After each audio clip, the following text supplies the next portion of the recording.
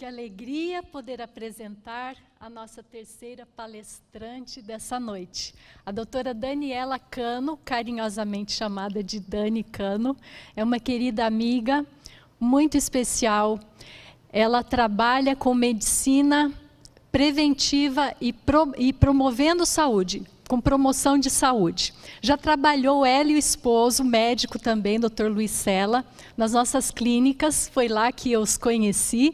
Inclusive, conheci um pouco da história deles. Depois li um livro fantástico que eles escreveram, Universo Paralelo, que eu recomendo também. Um livro fantástico. E hoje eles trabalham prestando consultoria também para a nossa igreja. Eu depois gostaria que ela falasse um pouquinho sobre esse trabalho que eles têm feito em todo o mundo, em várias divisões, não é?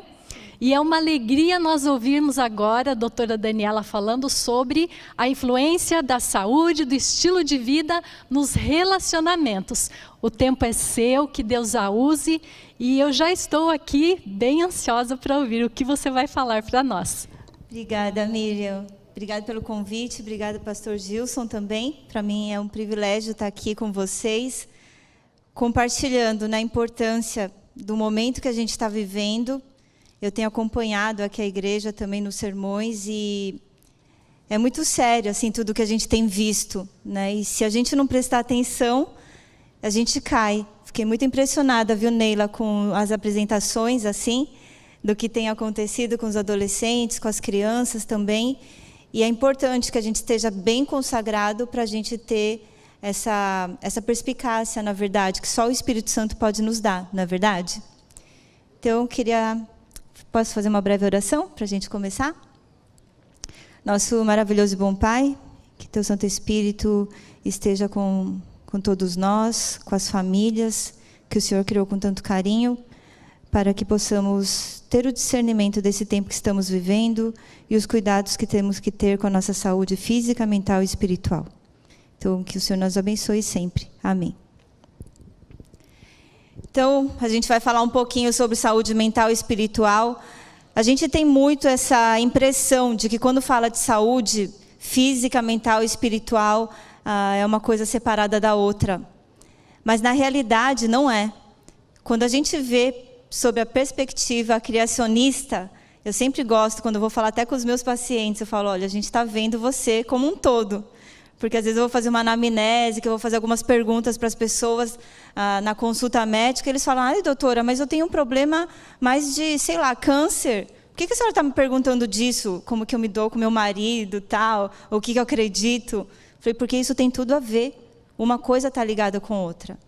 Não é? Quando a gente vê lá, desde o Gênesis 1, toda a criação, o processo de criação, não é? O mundo estava sem forma e vazio, e havia trevas, né, sobre a face do abismo, o Espírito de Deus já estava sobre lá, e foi organizado, então, esse ecossistema para a coroa da criação habitar nesse lugar, que era o ser humano, no sexto dia.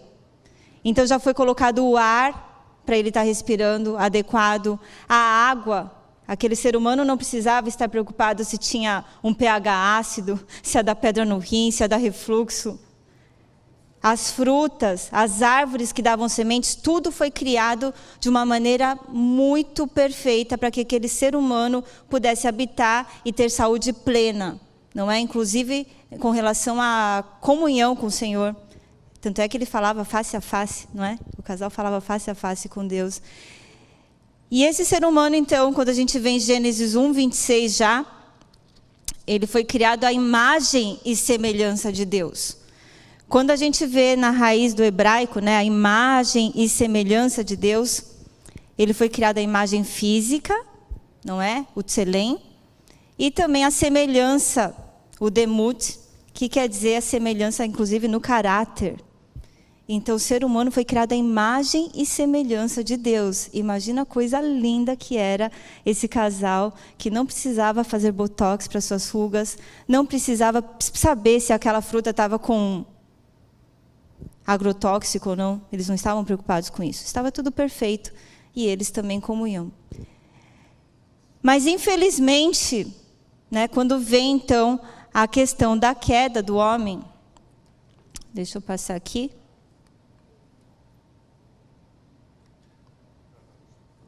Ah, tá ok. Então a gente vê quando acontece então a tentação, não é, que a serpente então diz à mulher, distorce, não é, a palavra de Deus e fala: é certo que vocês não morrerão, não morrereis? Porque Deus sabe que no dia que dele comer, se vos abrirão os olhos, e como Deus sereis conhecedores do bem e do mal. E vendo a mulher que a árvore era boa para se comer, agradável aos olhos, árvore desejável para dar entendimento, tomou-lhe do fruto e comeu, e deu também ao seu marido, e ele comeu.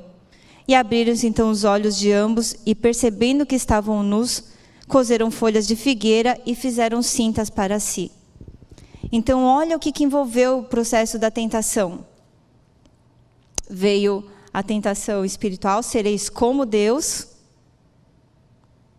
Quem é que queria ser como Deus, na verdade? A gente já sabe de onde veio o mal, não é? Que queria ser, a subir acima das estrelas. E viu também que era boa para se comer, então já teve aquela tentação do paladar, era agradável aos olhos, não é? E boa para dar entendimento. Então a tentação já veio na parte cognitiva também.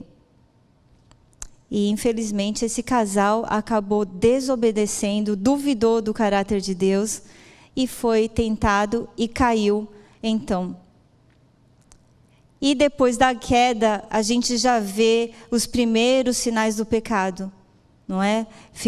Viram que estavam nus, coseram folhas para si, cintas, né? E aí Deus vai atrás desse casal, mas eles já estavam com medo, eles já estavam fugindo do Senhor. Eles não tinham esse sentimento de medo, de vergonha, até então. Mas isso tudo começou a acontecer por causa do pecado. O nosso cérebro teve uma transformação com o pecado.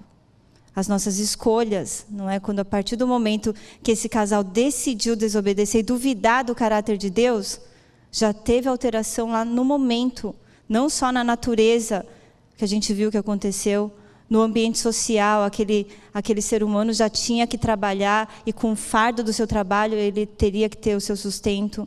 Né? A mulher que já começou a sentir dor para dar o parto, teve toda uma consequência física, mental e espiritual. E aquele casal teve que sair daquele local original para o qual eles foram criados e colocados com tanta perfeição e todo o amor do Senhor. E hoje o que a gente vê? Em vez de ter toda aquela... Deus dá as coisas para a gente comer, não é? Da natureza. É muito interessante que o ser humano... quando a gente vai fazer os exames bioquímicos, a gente vê lá o sódio, o potássio, quanto que está de zinco, quanto que tem de vitamina B9, quanto tem de ferro. E de onde vêm essas vitaminas e minerais? Vem daquilo que Deus criou para a gente comer, vem da terra, não é? Até o nitrogênio que está no ar vai lá para o solo, e aí a gente consegue absorver aquilo em forma de proteína, não é? Nas leguminosas, nos grãos. Coisa perfeita.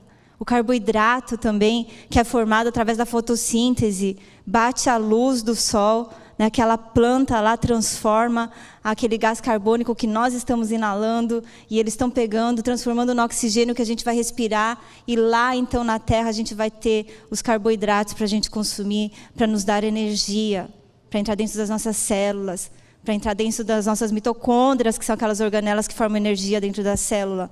Tudo perfeito. Mas a gente acaba escolhendo outras coisas, olha só. Né, os junk foods que vieram aí para nos... É agradável, né, aos olhos também, ao paladar. A gente sabe que a gordura, o açúcar, eles atuam numa área do cérebro que nos dá prazer. E por isso que a gente gosta de tudo que vai gordura. Eu falo para as pessoas... Se você coloca qualquer coisa frita, batata frita, banana frita, berinjela frita, o pessoal come lá na Ásia, não é? É gafanhoto frito, aranha frita, qualquer coisa frita, formiga frita, fica maravilhoso, porque a gordura vai atuar no cérebro numa área que dá prazer. E ele realça o sabor também, porque entra nas papilas gustativas aqui na língua e vai dar aquele prazer. Então, quando a gente come, na verdade, um salgadinho, a gente não está comendo um salgadinho. Nós estamos comendo uma gordurinha com sal. Quando estamos comendo um docinho, não estamos comendo um docinho, é uma gordurinha com açúcar, que na verdade não tem nada de bom, pelo contrário, não é? Só tem coisa ruim. Então vamos ver lá também. Olha aquele homem que foi criado para mexer o seu corpo, para estar movimentando os seus músculos, os seus tendões. E a gente ficando cada vez mais sedentário, ainda nesse mundo online agora, nem do sofá a gente não sai mais. Fica lá sentado. Eu tenho feito alguns vídeos que eu falo, gente, sai do sofá, vamos mexer. Não é por causa do Covid que você tem que ficar parado aí só dentro de casa. As pessoas estão usando isso como uma desculpa para não movimentar o corpo. Vamos movimentar menos, talvez, porque não dá para sair tantas vezes, mas tem muitos horários que a gente vê que não tem tanto movimento assim que a gente pode se movimentar. Né? Que mais está acontecendo? A água que Deus deu para beber, que constitui 70% do cérebro, não é? 90% do nosso sangue precisa de água para fluir, para limpar, para fazer o processo de detoxificação. Quanta coisa serve a água para as células funcionarem bem no meio aquoso.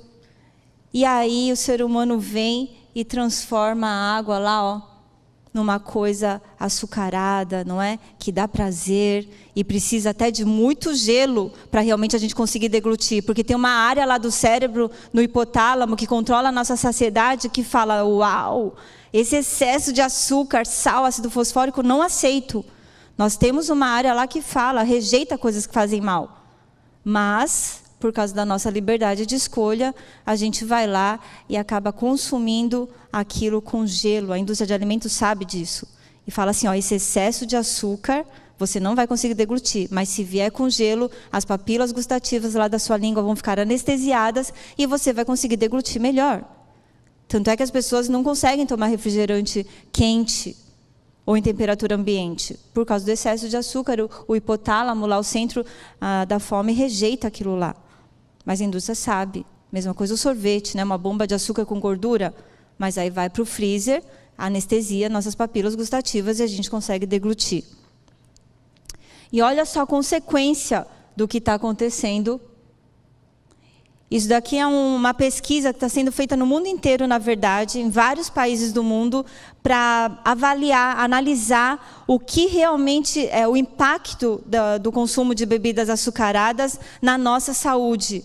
Isso daqui são dados do Brasil, que o pessoal pegou do Vigitel e foram publicados agora recentemente, só por causa de bebidas açucaradas, seja refrigerante, seja em forma de chás, né, adoçados, seja em forma de energéticos. É responsável por lá, 2.200.000 pessoas estão sobrepeso, acima do peso no Brasil, só no Brasil, por causa dessas bebidas. Aumento da incidência de diabetes, quase 13.000 mortes por ano, só por causa do consumo dessas bebidas. E a gente sabe que sobrepeso e obesidade também é uma pandemia. Está todo mundo focado no coronavírus, o pessoal esqueceu das outras coisas. Inclusive, o que mais mata hoje no mundo são doenças cardiovasculares, infarto. No Brasil, são 1.000 por dia que morrem. Há anos, 18 milhões por ano no mundo têm morrido de doenças cardiovasculares que têm a ver com o estilo de vida.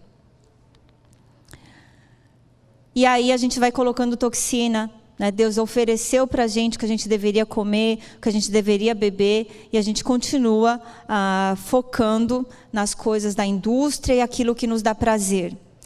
E eu trouxe para vocês aqui um texto que está no livro Temperança, na página 12. É no segundo capítulo mesmo, bem lá no comecinho. Livro Temperança, de Ellen White, página 12. Satanás e os anjos caídos a fim de inventar algum meio de fazer o máximo mal possível à família humana. Foi apresentada proposta sobre proposta, até que finalmente Satanás mesmo imaginou um plano. Ele não ficou satisfeito com o que os anjos tinham apresentado. Ele mesmo imaginou um plano. E que plano foi esse? Ele tomaria o fruto da vide, também o trigo e outras coisas dadas por Deus como alimento, e convertê-los-ia em venenos que arruinariam as faculdades físicas, mentais e morais do homem, dominariam de tal maneira os sentidos que Satanás teria sobre eles inteiro controle. Então, essa história da alimentação ficar deturpada não veio da indústria de alimentos. Isso veio lá do próprio Satanás. Ele quis fazer isso. Ele elaborou esse plano. Porque ele sabia que pegando o apetite e mudando os alimentos que Deus deu na natureza, ele conseguiria ter inteiro controle. A parte física, mental e espiritual.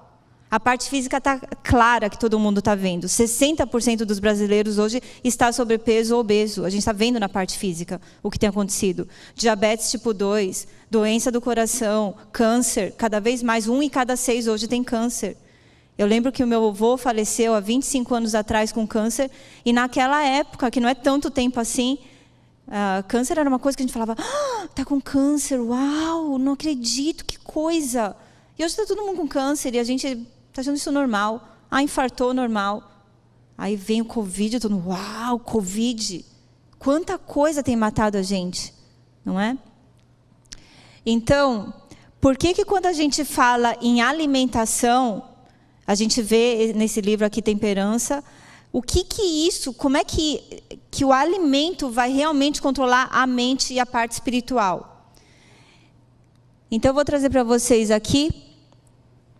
Bom, isso daqui são as consequências, né, do sobrepeso que eu falei, e tudo que tem acontecido, a depressão que tem aumentado muito, principalmente com a pandemia. Não sei se vocês viram os resultados das pesquisas. O Brasil hoje é o país número 1 em ansiedade e depressão do mundo, por causa da pandemia e do isolamento social. Número 1. Né? Aí, segundo lugar está a Irlanda, terceiro lugar está os Estados Unidos. 63% com ansiedade, 59% dos brasileiros com depressão. Então, o que o alimento tem a ver? Então, a gente vai entender um pouquinho da fisiologia, por que ele vai afetar a nossa saúde mental e espiritual, e vocês vão entender como tudo está relacionado com tudo. Então, aqui, o moço está com liberdade de escolha, né? Será que eu vou para o bem ou será que eu vou para o mal? O que Deus me deu, o que não deu? E eu trouxe meu irmão aqui para vocês conhecerem ele e o seu sistema digestório lá. Vocês vão ver que tem a boca, o sistema digestório está composto da boca, dos dentes, que já vai fazer a digestão, a quebra dos alimentos, vai descer no esôfago, que é um caninho de passagem, do esôfago vai para o estômago, que vocês estão vendo aí no telão. O estômago é um saquinho que cabe de 700 ml até 1,5 litro, depende da pessoa. Do estômago vai para o intestino delgado. Do intestino delgado vai para o cólon, que é o intestino grosso. E do cólon vai para o reto e o ânus. Então, da boca até o ânus é um tubo só de 7 a 9 metros, depende da pessoa. Eu, por exemplo, sou pequenininha, meu tubo digestivo é bem menor do que o do meu marido, que tem quase 2 metros de altura. Mas imagina, da língua aqui, da boca até o ânus, é um tubo só. Não sei se vocês já sabiam disso. Então, esse é o caminho que a comida vai fazer. O fígado está lá do lado direito, ele é um órgão acessório à digestão. O pâncreas está lá atrás do estômago e do intestino. É um órgão muito também acessório, que vai produzir as enzimas digestivas. A gente sabe que produz os hormônios, né? Insulina, glucagon, para controlar os nossos níveis de glicose no sangue. E aí, esse tubo, então, o que acontece? Nesse intestino delgado é que vai ser absorvida a maior parte dos nutrientes que nós consumimos. Então, a digestão já começa na boca, com a quebra dos alimentos, vai passar no estômago com várias enzimas, com ácido clorídrico, vai quebrar bem o alimento, vai virar um quimo, que a gente fala. É uma pastinha que vai passar lá no intestino e vai ter lá 3,5 metros, 4 metros de intestino delgado, e a comida vai passar bem devagarinho para poder ser absorvida, então, todas as vitaminas e os minerais que a gente consome. E tudo que a gente consumiu, então, do intestino vai ser absorvido, vai para o sangue. Do sangue, então, por essas veias, vai subir para o fígado. Do fígado vai para o coração. E do coração vai para o corpo inteiro. O coração é uma bomba, não é? Vai bater tum-tá, tum-tá, tum-tá. E tudo que você comeu vai acabar indo, então, para o seu pulmão, para o dedão do seu pé. Tudo que você comeu vai lá para a sua mão, inclusive está influenciando na sua unha o que você comeu. Olha, vocês sabem, as mulheres que fazem a unha, quando a unha está fraca, falam, está faltando vitamina, tal. Tudo que você comeu vai para a unha também, para a matriz da sua unha, vai para o seu cabelo, vai para a sua pele. E tudo que você comeu, conforme a gente vai ver aqui no telão, vai para o seu cérebro. E quem é que comanda todo o nosso corpo? O nosso cérebro. E assim como a Neila estava falando agora sobre o lobo frontal é essa parte azul do cérebro. Vocês sabem que é ele que comanda todo o corpo. Inclusive a gente fala que a pessoa morreu quando tem morte encefálica, quando esse cérebro parou. Coração parou, você não morreu. Faz uma reanimação, dá um choquinho lá e o coração, o músculo volta a funcionar. Né? Se você só sua perna para de funcionar, você amputa e vai estar vivo. Agora o cérebro não. Parou. Né? A gente fala morreu, morte encefálica, quando o cérebro pifa. E o que acontece nessa parte azul do cérebro, que a Neila estava falando, inclusive, dos adolescentes? Essa parte azul do cérebro, principalmente a parte mais da frente, no topinho aí, o córtex pré-frontal que a gente fala. Ele é responsável pelo nosso juízo, pela nossa razão. É aqui que está o nosso domínio próprio, a nossa força de vontade, o nosso discernimento moral, o discernimento entre o bem e o mal, está aqui no nosso lobo frontal. E a nossa espiritualidade, a nossa capacidade de ter empatia, a nossa capacidade de doação, de abnegação do eu, está aqui no nosso córtex pré-frontal. E quando nós comemos muito açúcar, bebemos álcool, muitos estimulantes, ou dormimos tarde, várias coisas afetam esse córtex pré-frontal. Por exemplo, uma pessoa que tem depressão, a gente vai fazer um PET scan, que é um exame para ver como é que está o cérebro dessa pessoa. O córtex pré-frontal da pessoa com deprimida não está funcionando direito. E é por isso que ela não tem vontade de fazer as coisas. Porque está desativada essa área que está da vontade dela. E o discernimento espiritual vai embora. Então, olha só a estratégia que a gente já teve como revelação aqui. Não é que o próprio Satanás pensou no que ele faria para acabar com o físico, mental e espiritual. A alimentação é uma delas. Mas outras coisas também afetam o nosso lobo frontal.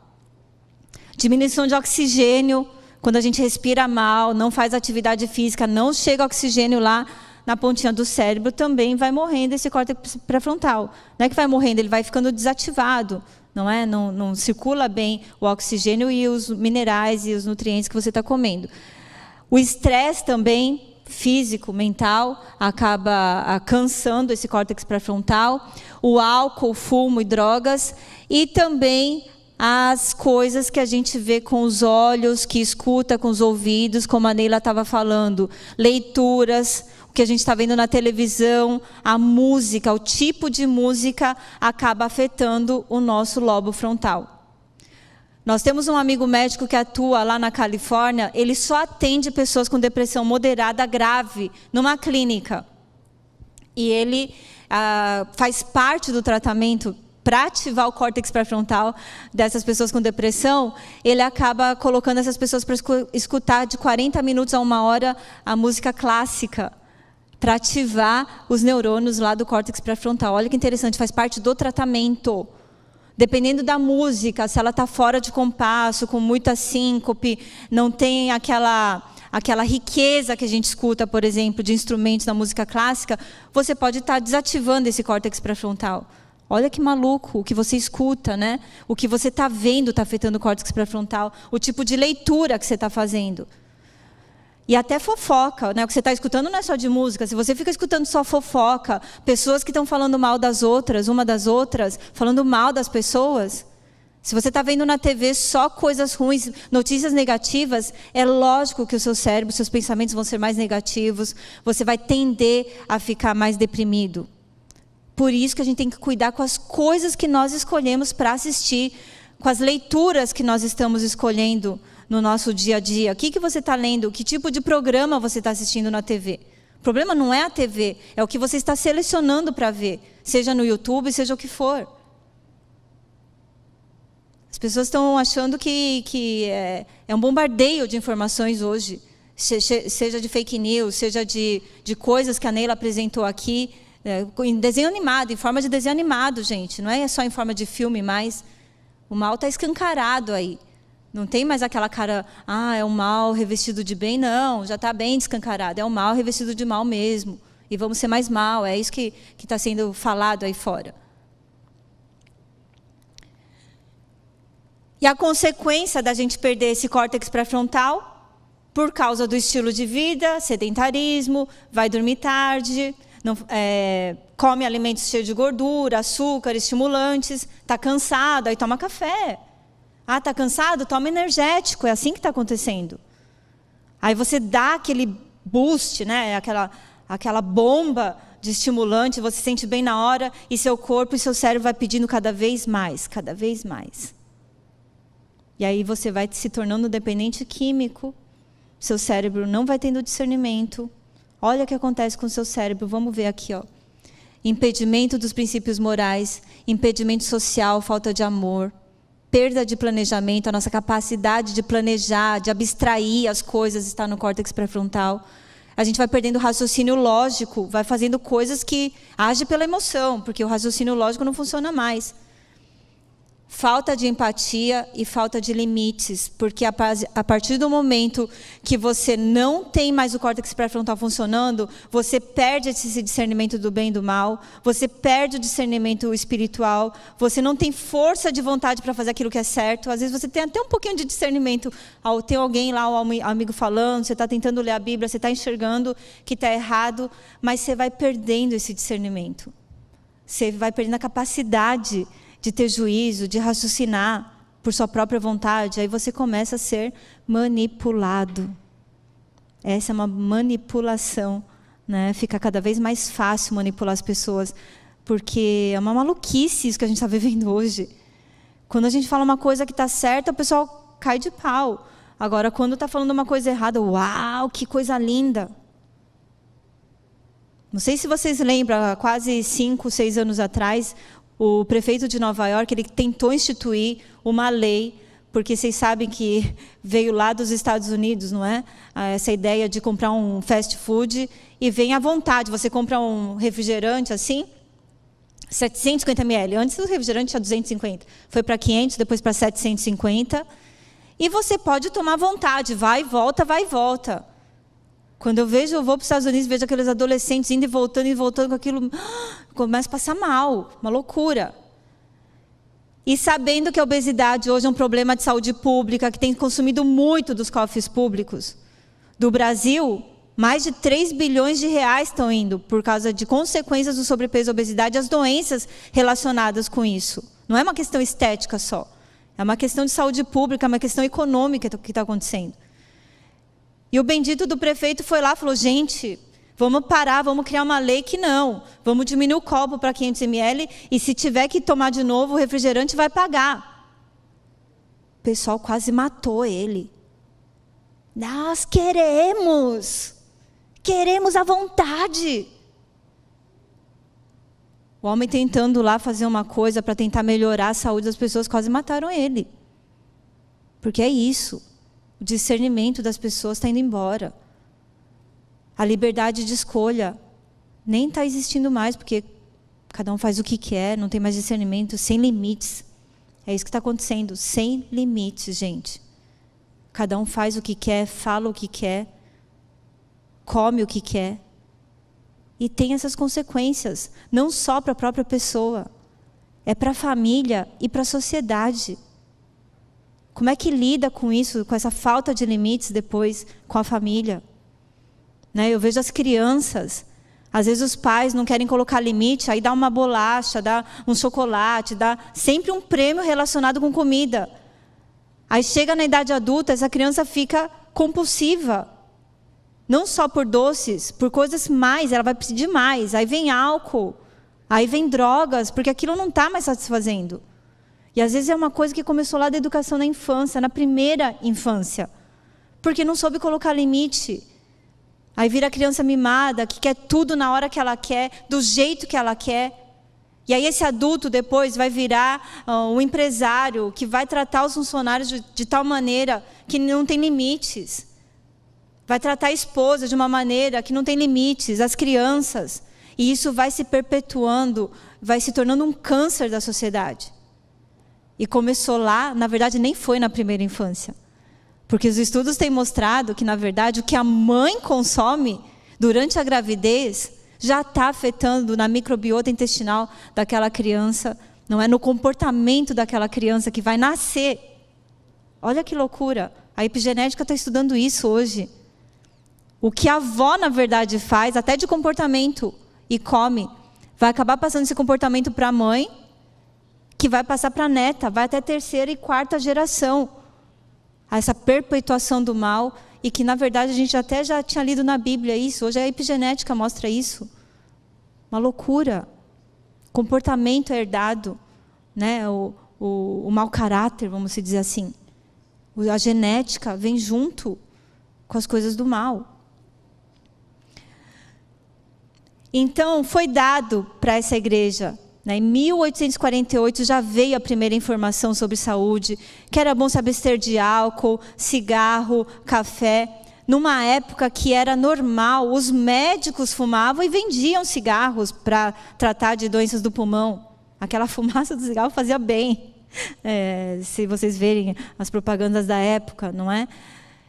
A igreja foi instituída como associação em 1863, e veio a maior mensagem, né, a maior visão para Ellen White sobre saúde, sobre aonde tinha que construir a casa, como tem que ser o terreno, né, o cuidado com a promiscuidade, a parte sexual, orientações sobre a alimentação, a importância de ir tirando os derivados de animais, o porquê que era bom tirar, os estimulantes, açúcar.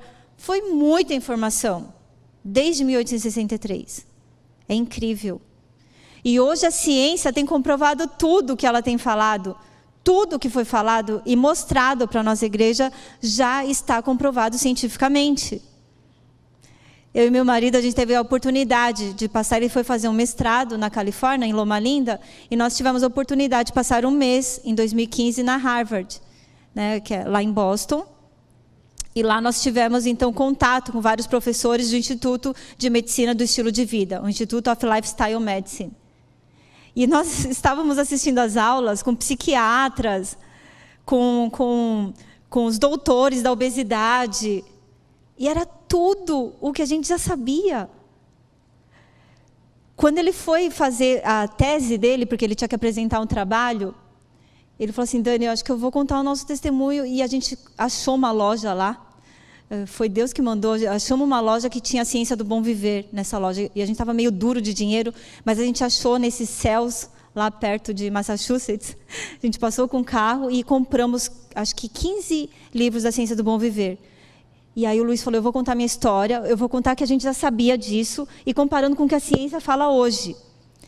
E ele foi lá, diferente, porque todos os estudantes, na verdade, os médicos, estavam mostrando um artigo científico que tinha que discutir sobre a importância do estilo de vida para a saúde e tal. Ele falou: vou contar minha história, o que aconteceu, como eu conheci a Igreja Adventista, como que Ellen White já escreveu esse livro, e eu vou mostrar o que a ciência tem falado hoje. E ele foi o último aluno, de 5 alunos, ele foi o último aluno que foi apresentar o trabalho. E ele acabou dando testemunho, porque tinha mais tempo, na verdade, para falar. Cada aluno teve de 20 a 30 minutos. Ele, por ser o último, tinha mais tempo. E todo mundo: uau! Esse livro, ele falou, inclusive, pro Ed Phillips, que era um dos professores lá. Ele falou: Ed, você lançou esse livro aqui, Exercício é Remédio? Ele falou: isso foi escrito na Ciência do Bom Viver. Em 1870, a gente já sabia disso, que exercício funciona como um remédio. E ele falou: uau, esse livro. E a gente acabou tendo pouca fé, porque nós levamos 15 só. E acabou faltando livros para esses médicos todos que estavam na bancada. Todo mundo queria esse livro. Falou: o que é isso, gente? E até perguntaram para a gente: mas por que Loma Linda, então, não tem um lifestyle center? E a gente nem soube responder, né? Mas não tem mais. E aí, o que aconteceu? Deus deu uma informação, várias informações, na verdade, várias informações de saúde, para que a gente pudesse ter essa clareza mental, para que a gente pudesse desfrutar de uma vida plena, física, mental e espiritual, para que a nossa mente estivesse clara para entender as coisas que a gente vai ler quando lê a Bíblia, quando a gente vai ter comunhão, quando vai orar. Se o nosso corpo, que é o templo do Espírito Santo, estiver contaminado com as coisas que a gente come, que a gente ouve, ou que a gente vê, como é que a gente vai conseguir ter o discernimento do Espírito? É só o Espírito Santo para nos dar o discernimento de tudo que está acontecendo nesse mundo. Olha o que a Neila acabou de mostrar, gente. É muita informação. Imagina tudo que a gente vê. Como é que a gente tem um discernimento espiritual? Tendo comunhão com Deus, tendo a leitura da palavra, mas tem que estar com o Espírito Santo. Senão a gente não vai ter força. É Ele que faz o querer e o fazer. Se a gente não tiver com o corpo, o templo do Espírito Santo limpo, claro, a gente não vai ter a força que a gente vai precisar, a sabedoria, o discernimento para esse tempo que a gente está vivendo. Vai ser muito difícil. Então, nós temos essa informação da alimentação saudável, rica em cereais integrais, frutas, verduras. Nós temos que fazer 3 refeições ao dia. Para pessoas que nem fazem muita atividade ou são mais sedentárias, mulheres depois da menopausa, podem ficar em 2 refeições, um bom café da manhã, um bom almoço lá pelas 2, 3 horas. E o jejum Nobel, não é, que ganhou sobre o jejum intermitente, já mostrando 2 refeições ao dia, também ganhou o prêmio Nobel, não é? O japonês. E por quê? Mostrando a importância de fazer o jejum intermitente. E que tem ajudado muitas pessoas. Não são todos que podem fazer, mas os que podem, maravilha para a saúde. Hoje a gente está pecando pelo excesso, não pela falta. Né? Muitos de nós podemos fazer o jejum intermitente, com certeza. E a gente tem que comer, tomar água entre as refeições, evitar de beliscar. E eu trouxe essa foto aqui para vocês enxergarem. É uma foto tão simples que está aqui. Mas é de uma família reunida para comer juntos. Hoje eu tenho atendido no consultório, eu tenho focado muito em adolescentes, né, que eu trabalho no Instituto Asser, aqui em São Paulo, e a doutora Vânia sempre fala, Dani, foca nos adolescentes, por favor, foca nos adolescentes, tem poucos médicos atendendo adolescentes, e eu tenho atendido esses adolescentes de 13 a 16 anos de idade, e eu falo, eu atendi, há uns anos atrás, um adolescente de 14 anos, e sobrepeso, num spa que eu estava trabalhando, e eu falei para a mãe, o que ele está comendo no café da manhã? A mãe falou, o que você está comendo? Ele falou, mãe, não estou comendo no café da manhã. Aí ela falou assim, como assim você não está comendo? Eu como na escola, quando eu vou para a escola eu como lá na lanchonete. Ah, tá. Aí eu anotei lá, o que ele está comendo no almoço? Aí a mãe olhou para o menino, o que você está comendo no almoço? Aí o menino falou, mãe, eu não estou almoçando. Como não? Eu estou pagando para fulana de tal fazer almoço para você não está almoçando. Não, o que você come? Estou comendo lá na padaria, lá perto de casa. Aí eu falei para a mãe, o que ele come na janta? O que você está comendo na janta? A consulta parou aí. O problema não era o menino. 14 anos, enorme, sobrepeso, obeso, na verdade, mórbido. Era um problema da dinâmica familiar. Os pais hoje não sabem o que as crianças comem, o que eles estão fazendo, o que eles estão vendo. E por estar no online, é mais perigoso ainda, não é? Então, mesmo com a pandemia, que está todo mundo no online, não tem problema. Tem que ter o horário, a rotina para comer. E, se possível, sentar junto na refeição. Porque nesse momento que a gente tem uma oportunidade de ver como está a carinha da pessoa, né, o que está acontecendo, poder discutir coisas mais positivas. Né? Não vai ficar dando bronca na hora de comer, que aí não fica indigesta a comida. Vai fazer mal. Então, a gente precisa ter esses momentos com a família. E as refeições é um dos momentos muito importantes que a gente percebe que poderia evitar vários tipos de problemas na dinâmica familiar. Bom, exercício físico a gente já sabe, né? Até com relação à pandemia, quantos estudos têm sido feitos aí que até pessoas que têm 90% do comprometimento pulmonar, eu fui ver um estudo agora da Universidade da Carolina do Norte, incrível. Os homens que têm comprometimento pulmonar por causa do Covid, 90%, mas fazem exercício, que incrível, eles se dão super bem, a maioria deles não precisa ser entubado, porque tem reserva energética, tem músculo e tem mitocôndria. Não é? Aí o pulmão, mesmo sendo comprometido, ele consegue ficar sem ser entubado. Então, a gente sabe dos benefícios físicos, mas para o nosso humor, para a nossa circulação, para a nossa sanidade mental, é preciso movimentar o corpo, porque vai mais oxigênio para o seu cérebro. Então, ajuda no humor, porque libera endorfinas também, que são os hormônios que nos dão, melhora o nosso bem-estar. Vai melhorar o sono, né? Quem faz exercício dorme melhor, quem dorme melhor vai ter melhor humor, vai ter menos depressão, com certeza. O sol também, todo mundo ficou sabendo do sol por causa da vitamina D. Mas não é só por causa da vitamina D. A vitamina D a gente sabe que ajuda a melhorar a absorção do cálcio nos ossos. Ele funciona como um hormônio, não é? Ele nem é considerado mais uma vitamina, é um hormônio, porque atua em todos os receptores das nossas células, até no ovário, vários tipos de câncer que a gente evita quando toma sol. Mas hoje a gente sabe também que os países ou cidades que não têm muito sol, as pessoas adoecem mais de depressão e são mais mal-humoradas. Cidades como Londres ou Curitiba, aqui no Brasil, cidades que são mais assim, nubladinhas, aquelas cidades dos países nórdicos, né, que fica 3 meses só com sol e depois fica quase 8, 9 meses com aquela escuridão toda. A gente precisa ter cuidado, né, para não ficar achando que tomando suplemento de vitamina D vai substituir o sol. Não é só a vitamina D que vai suplementar, tá certo? Porque a vitamina D é a vitamina D. O sol vai produzir beta-endorfina na sua pele, melhora o humor, vai controlar quando você toma sol de manhã. Durante a noite, às 10 horas da noite, vai começar a produção da melatonina, que é um hormônio produzido aqui na glândula pineal, que vai ajudar no seu sono. E muita gente hoje está com insônia também por causa disso. Não toma sol, né, não tem produção de melatonina, aí vai para a farmácia gastar o dinheiro na sua melatonina sintética. A gente sabe que o sol ajuda a regular a melatonina vai ajudar a regular vários tipos de hormônio no nosso corpo, controla o nosso intestino, o funcionamento intestinal, controla o cortisol, que é o hormônio que vai controlar inclusive a nossa pressão. As pessoas que dormem mal, é incrível, a pressão arterial, quando a gente trabalha em spa e vai acompanhando aquelas pessoas durante a semana, é difícil de controlar a pressão arterial, porque não está dormindo bem. Aí você coloca a pessoa para dormir melhor, é impressionante como a pressão controla melhor também.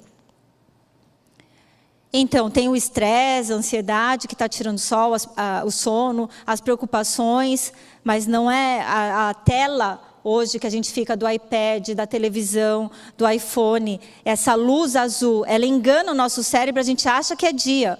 E aí a glândula pineal não produz melatonina. Então vamos ter cuidado para não ficar com a tela depois das 7, 8 horas da noite, não ficar com coisas muito próximas, ou ficar vendo Facebook, Instagram o tempo inteiro até a noite. Tá? Tem que ter um ritual para dormir. Eu tenho falado para várias pessoas que eu e o Cela hoje a gente tem um despertador para dormir. 9h30 da noite o nosso despertador toca, para a gente já preparar o nosso ritual, já vai diminuindo a luz da casa, já para de ver celular para a gente começar a nossa produção de melatonina para não atrapalhar nosso sono. Porque eu, em especial, estou bem estressada, que eu estou atendendo esses Covid de anos online, e a gente fica preocupado o tempo inteiro, não é? Se eu não desligar, no dia seguinte eu estou, assim, podre, não funciona direito. Então, a falta de sono vão ter consequências também na saúde física, né? Vai dar mais risco de ter diabetes, doenças do coração. A imunidade cai quando a gente dorme mal, porque durante a noite a gente tem a produção de uma proteína chamada integrina.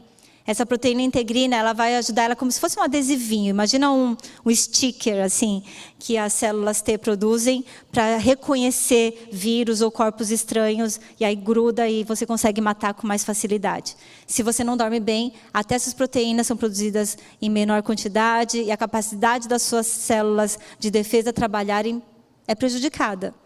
Então, o sono também, a falta de sono, o principal é que atrapalha o nosso humor.